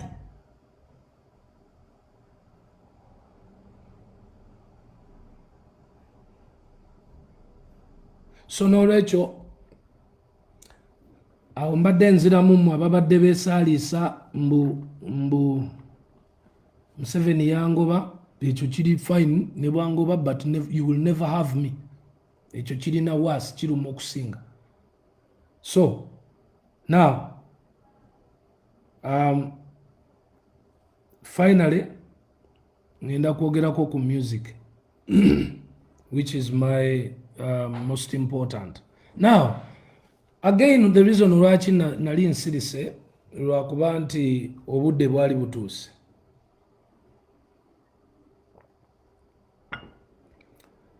Obudde bwatuuse nendaba nti tewakyalina kinene kyakulwanyisa, abasajja amaanyi gaggwamu. Nemanya nti abavubuka because actually my problem was misleading young people. That was my problem. Me and Jose Chameleon and Bobby Wine, we really had to work hard as us. Okay? We worked hard. We are still working hard as individuals. So the most important message, number one, we should carry to the young people of Uganda is work hard as an individual before you wait or call for help.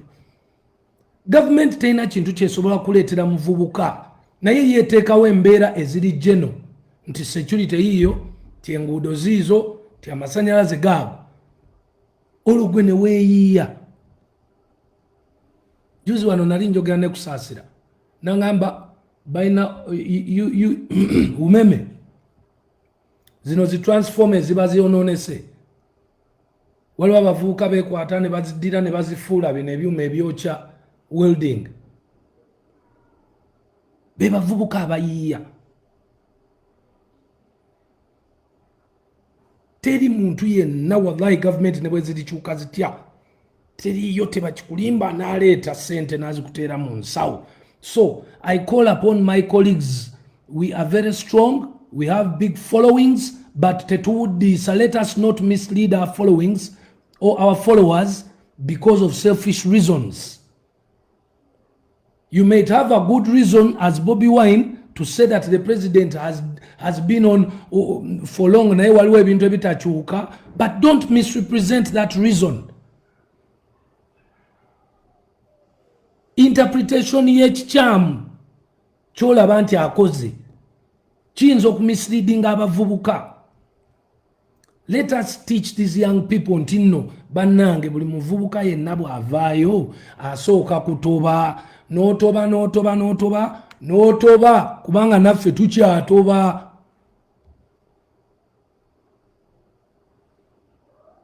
I have recruited so many people, so many young people from People Power. The reason why they say they are changing or they've changed is mainly because they send him musajja wa mazima. Of course, aga mazima ngamanyi. Because wemba andya nabo ku 10 luno lwemba nnina. Ekizibu kye basinza okufuna eyo gye babadde. Tebagabana. Don't be surprised banange twabagamba zijukira wano nga balonda ba LC ne tubagamba ebyokusimba line twabalaze nti no Ugandans are waking up. Those were old people abalonda ba LC basimba line NRM nekuba. Kati you're still underlooking echa 79% abavubukanga nabo basimbye eki line. Ekinuma ye expectation Joshubira abaana abo okubeera nabo mbwencha government ekyuka. Omwana amala emyaka 5 gyonna nga focusinze ku bya politics. Ekifo ky'okufocusinga mu katale mu wino. Ekifo ky'okufocusinga ku nnimiro. Preach, work. That's how the three of us have become who we are. Preach friendship. That's how we became friends to all the Kaihuras, the Who's, who helped you to be who you are today. That's how I became a friend of a son of a president. Because bwe tuba tukola kusemberera abalina abali obulungi tusobole okuyiga babikola batya tusobole okubikola. That is the message I expect Joseph Mayanja to give, and I expect Bobby Wine to give. So that our young people don't think that when governments change, that's when you get rich. That's wrong.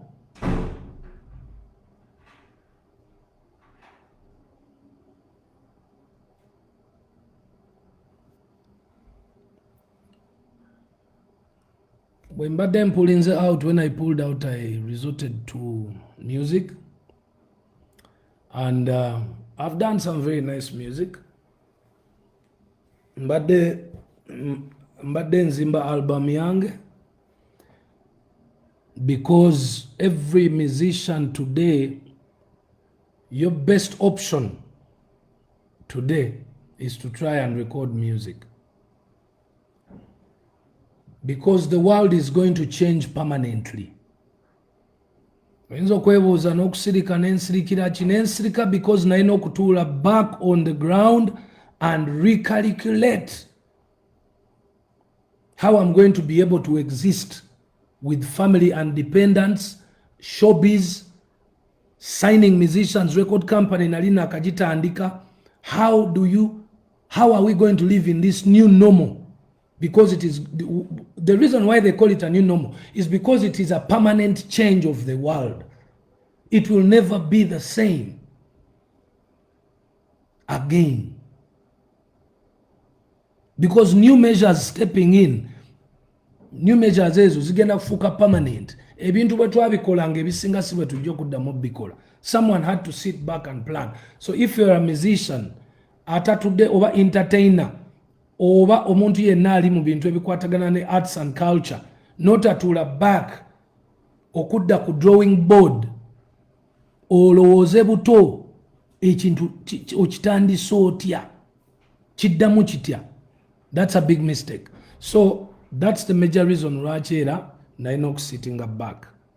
Kati gye emirimu gyange ebiri nga gina ate ekyokusatu nti mu kutuula back ne recording album yange ejja kufuluma most likely ngezaako okulaba period eno eya October, November, December eyinza okuba embi COVID wise. So I've planned for the album okufuluma after presidential elections. Nga tulina ne ku hope eya release, nga tulina ne ku hope eya vaccine. Because vaccine okolebwa yetaga a minimum of 1 year and 8 months. So tukyagenda. I can guarantee you tukyagenda. Mu abayimbi, abategesi, ababadde mu press conference mukwano gwange Abitex yankubidde yesterday nangamba tugenda kutuula. Namugamba okutuula mutule naye omuntu gwe mu addressing ensonga bifu. You can't now be demanding to open events mubaziwe SOPs nga olaba n'amasomero ne kanisa. First priority kanisa sinzi gule gwate ogamba bakuwe SOPs ez'ebivulu. Panange, let us try to act normal. Let us try to act as mature people. Tuberenga abantu abakulu abalowooza. Muli ku TV mbusimanyi ffe abayimbi naffe batulowoozeeko. Babalowoozeeko batyanga n'ekkanisa omuzikiti masikiti tennaba kuggulwawo tebannabagiwa SOPs. So baganda bange bali mu entertainment industry mbegayiridde tubadde nga tukola nnyo tuli basanyufu Katonda yatukwatako naye era ebyembi bibaawo kusaawa eno tuli mu kizikiza tukirize naye tudevising engeri zetusobola okuadvisinga gavumenti bwesobola otukwatirako mu buzibu bwaffe okusinga okwefuula abasirusiru as if we don't see what is happening mbu batukolere SOPs guidelines batugulirewo kudiru ki saagala nze nagaana okukolagana n'obubondo okuba muli bangi nga mutambuza ensonga ensiru. You'd rather be few but with the right reasoning than being many with the wrong reasoning.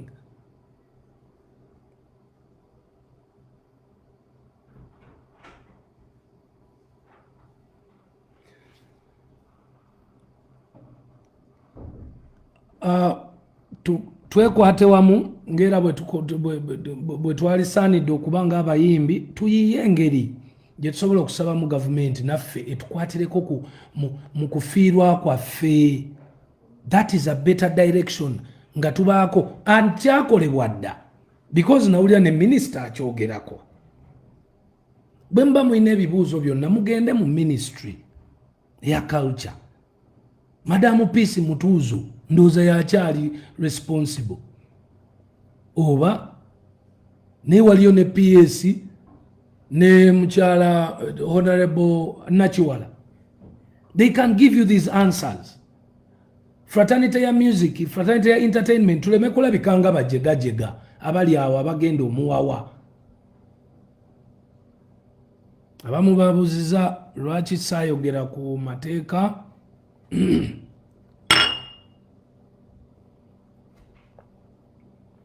tera ku microwave. Amateeka agatekebwawo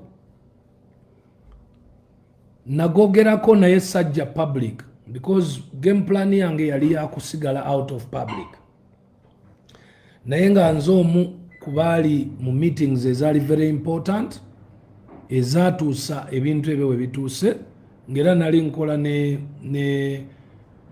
natulako ne Silver Kyagulanyi Babujingo Kaye waye Kaye Kaweesa baloya ne tutula ne tudevising our way forward era way forward egenze bulungi nnyo. Only that not all the time timba njagala okubeera mu front. No, there's a period when I really did not want to be in the front.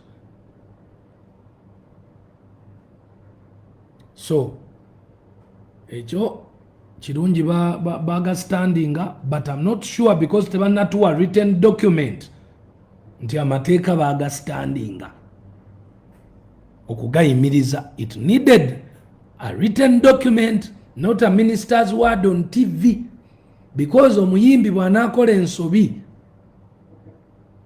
ng'akyayinza okulya bwe waba nga document teri physical nti no okay twayimiriza amateeka. Otherwise abali in charge ekyo kintu ne mu meeting nakyenfasizingako ne mbasaba please get a written document that shows and share those copies with musicians so that they can share those copies with their lawyers to know where they stand. Get a document that is official that says that the ministry in charge oba omuntu yateekawo amateeka yagayimiriza. Otherwise muli ku firimu era muli kubiri ebyekito ebyebbugumu.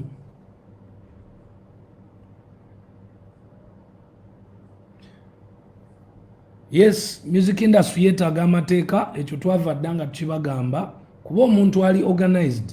Amateeka ga organizing omuntu mu straight line. usually abantu ababeera mu straight line business wise they never go wrong, they always achieve. Ate ne fraternity yaffe kati tufunye covid for example, tuli mu bizibu tetukola, naye onoonya wootandikira okugamba gavumenti etuwe sente etuyambe nga tolabawo. Kale yes mu fraternity yaffe erimuko obusente bwebadde contributing towards the economy in such a way that if the government had organized the music fraternity earlier, it would have been 15 times more the money they earn as government of Uganda. But it did not. It did not because no one showed interest in showing government. It did not because there was no Bebe Cool, there was no Afrigo, there was no Bobby Wine, there was no Chameleon to push until when there came Chameleon, there came Afrigo, there came Bebe Cool, there came Bobby Wine, and the industry neretamu omuliro. Omuliro guno oguzze ne music natuka ku level nasa passinga politics.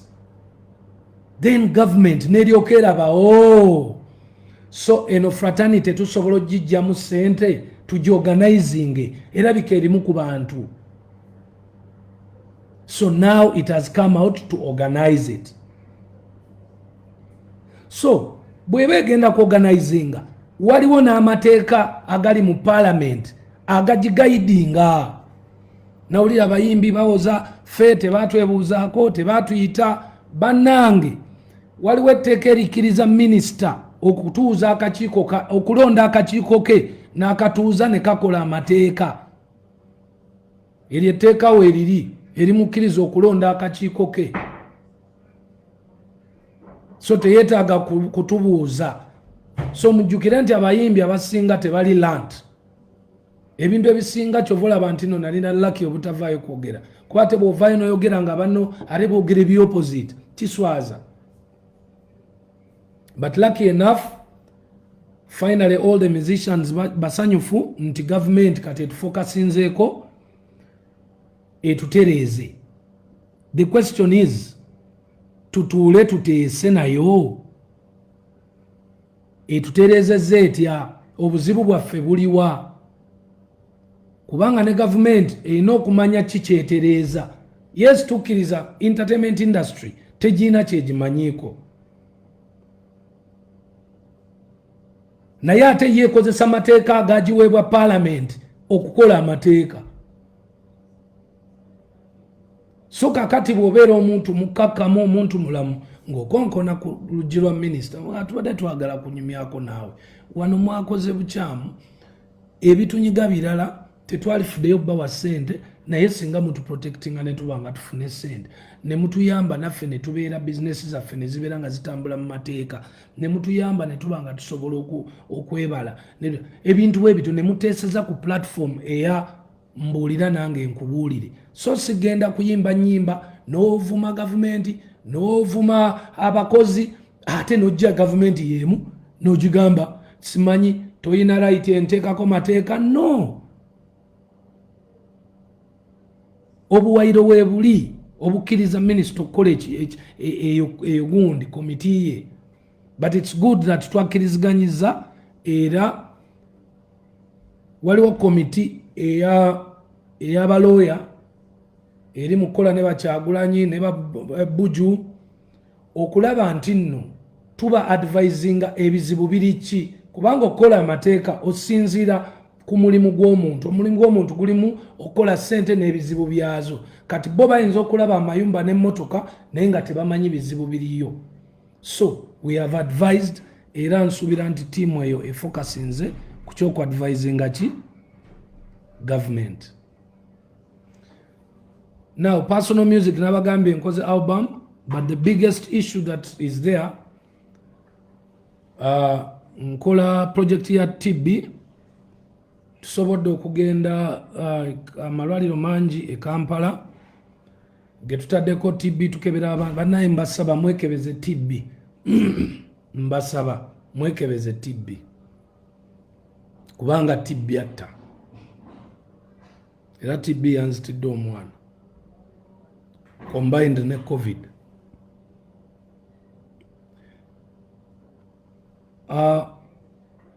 twagenze ne jinja nayo ne tugulawo mu malwaliro gonna Jinja Main Hospital ne tugulawo they're about 5 Nalufenya Budondo Bulindo Bugembe yonna ne tugulawo desk ezo buli andaba ng'olina omuntu wo nga yagala okukebera TB ogenda ku desk eyo ne bwe bakuwabuya ennamba n'otukubira ffe ne tukulagirira waawo ogenda okebeza TB kwa bwereere n'obujjanjabi bwa bwereere. It is free testing for TB and it is free treatment for tuberculosis. Mukikole ng'obudde bukyali bye bimu ku bintu nze nga Bebe Cool bye nsobola okwenyumirizaamu nti nkoledde Abannayuganda. Yes, natwala abaana waliwo benyamba ab'emitima naye kino kya nsi yonna. Kati project yange eya TB erina abayimbi be yasalawo okusupportinga. Era Gagamel mujjukira we nabasaba okuweereza. I asked you to do some voices and send them to me. Yes, it's about time. So far I have 4 new talents. Tulina abayimbi ba mirundi ena bengenda okutandika okusigninga in the next 14 days. So tugenda kusigninga abayimbi abaana bange balungi nnyo. Of course, number 1 priority there is Edith K. Nina omukyalo omulala mupya bamuyita Jamal. Ninayo abalongo bava Congo. Ninayo ba individuals abalala. Ninayo 2 more girls and 2 more boys. The record company yali enatera okutandika naye COVID najja. We have all been affected in one way or another. Okay? So that very soon nja kubeera ne press conference where I'm going to unveil these artists. I'll be unveiling 2 pairs, 1 pair. That's 2 artists. And of course, we've already done recordings with these, the first couple. They are both female. We have already shot videos for them. We are continuing with the music, but we are careful because the process is now a bit tricky. So, fairly speaking, musically, that's how we're standing. I will also officially return for media to be able to do interviews. I know all my media personalities have called me for a long time to ask me to do clips, Bebe no interview, annually. I'm returning to the media from the 10th of September. From the 10th of September, njakuba nkomeo, and then we will be able now to see the real Bebe Cool, the real G, the real nigger in the house, you know. Grandpapa. So, in one way or another, njagala kubebaza. I want to thank you because I'm about to close in the next 2 minutes. I want to close by thanking all Ugandans who have been watching, all people who have been commenting. Yes, I can see some insults here from a few friends, but it's okay. It is the same freedom that you were given, freedom to insult, though the president refused insulting. Let us focus on COVID. Let us go back. I beg of you, Ministry of Health, let us quickly go back to the point of awareness. We need to tell people what to eat, the things that are going to help them boost their immunity. We need to get onto that immediately to save Ugandans and to fight COVID. Mwenaba bloggers abali ebweru Rita Kagwa Kakensa, really ku kintu kya COVID, you've done a good thing. Don't stop. Nadala Rita Kagwa, you have always insisted, you have always posted. Banange, wakane. Let us disagree politically, but for COVID, let us agree and let us do the awareness together. It is too late. It is in the country. It is time to tell people what to do so that their bodies can fight the disease, so that less people go to the hospitals, because the hospitals are few. The capacity to feed those many people is not really in place. So I kindly request, before I even request anything else, let me thank the doctors. Aben Sambia, Dr. Raymond, webale nyo. I called you every hour in the night. Dr. Grace, our ICU, thank you so much. I know we lost the battle, but at least you showed me. The management of Zambia Hospital, I beg of you to look into why the reputation is negative. Because Ugandans are not talking well about the hospital.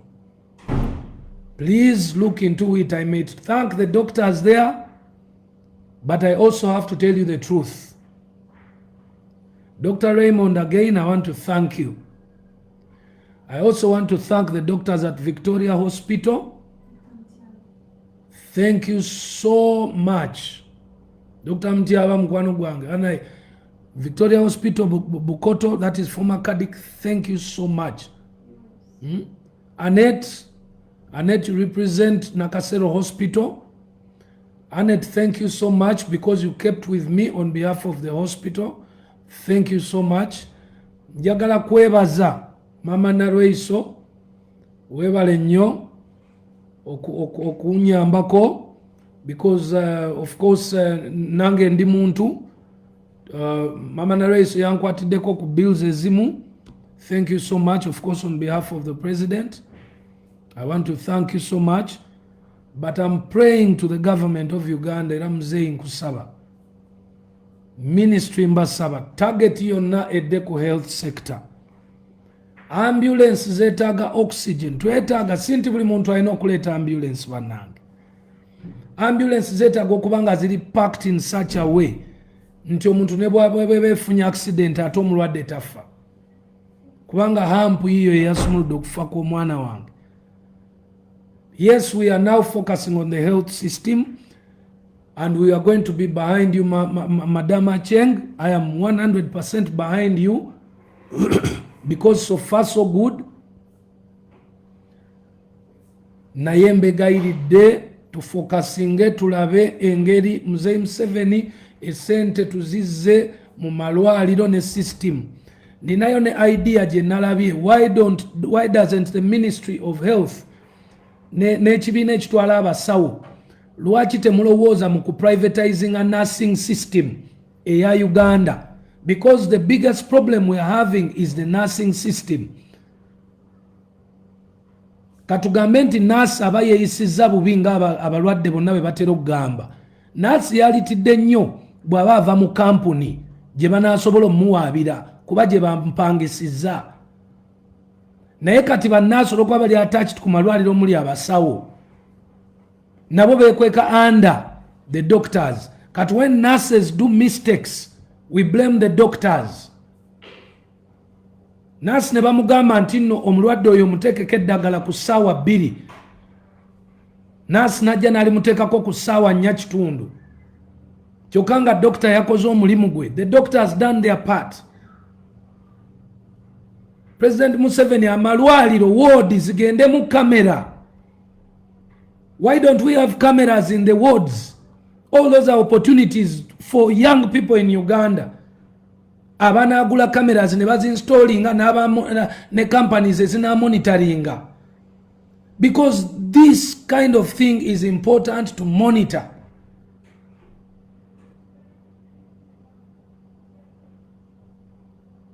To privatizing nursing nga nurses bonna waliwo companies ezisobola applyinga mu ministry ne baziwa license buli asoma obwa nurse registeringa in either of those mwana ne tusobola okufollowinga, are they doing their work? Atakola ng'agobebwa. Bedside nurse eyabadde ku mwana wange, we were paying 50,000 every day from a private company. Wabeewo company zina ba bedside nurses oba ba nurses nga ba mitwalo 3. Wabeeyo n'aboogumu, because abavubuka bangi nnyo abanoonya emirimu. That is job creation and opportunity. Kakati oŋŋamba otya nti waliwo nurse eyeeyisa obubi? Omulwadde aba omujjanjabi oba omulwadde baba bagenda kuwaabira mu kampuni. Kampuni immediately emukyusizeewo ereete nurse omulala asobola okukola.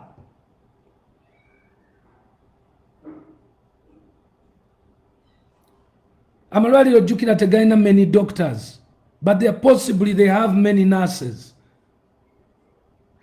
But there are so many that would want to get those jobs of nursing, who are willing to work, who are willing to be on the front line. Kusaawe n'abasinga batya COVID, batya n'amalwaliro. Naye ate ku kkubo waliyo bannansi abali ready to be on the front line for COVID.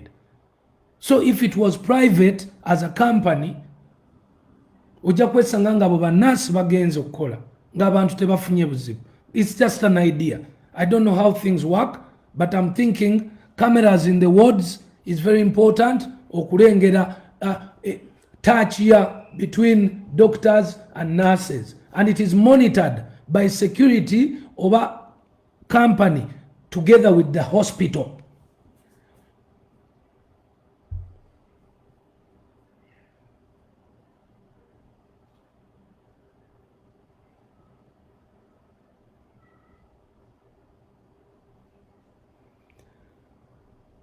Thank you so much. Mwebale kumpuliriza.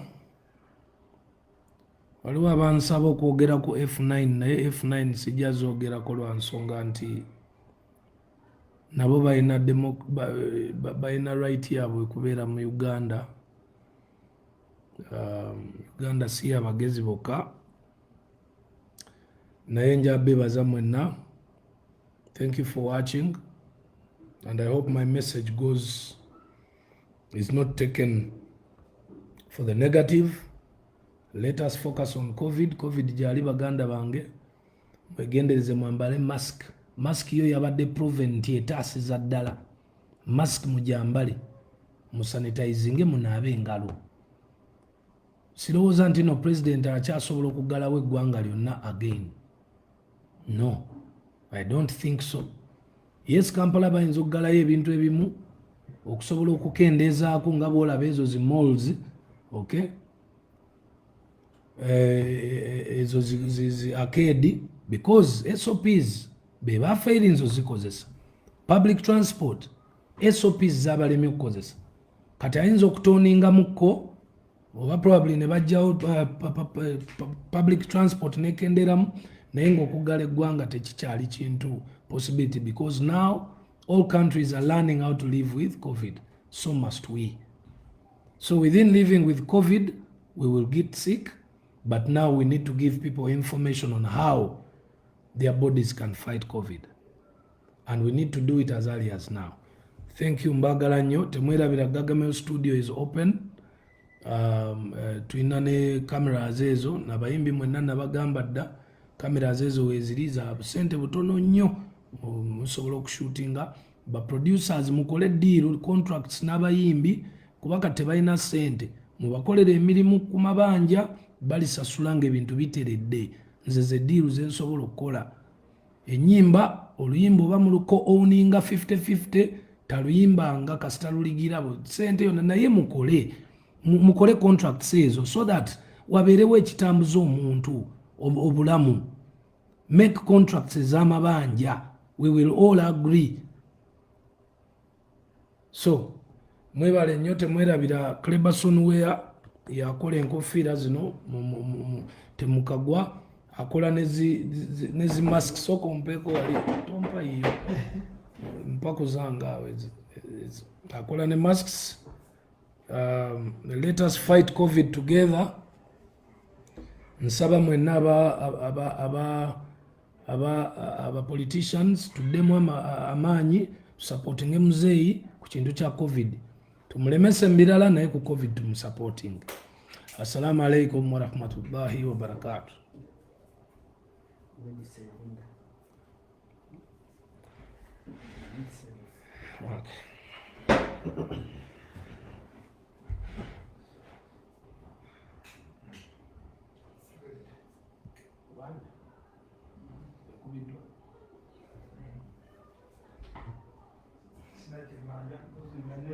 Stopping. On 7th. It will be able to end. If you end this video, you will be able To choose if to you want answer. to say. Let me say end. Yeah? Yeah.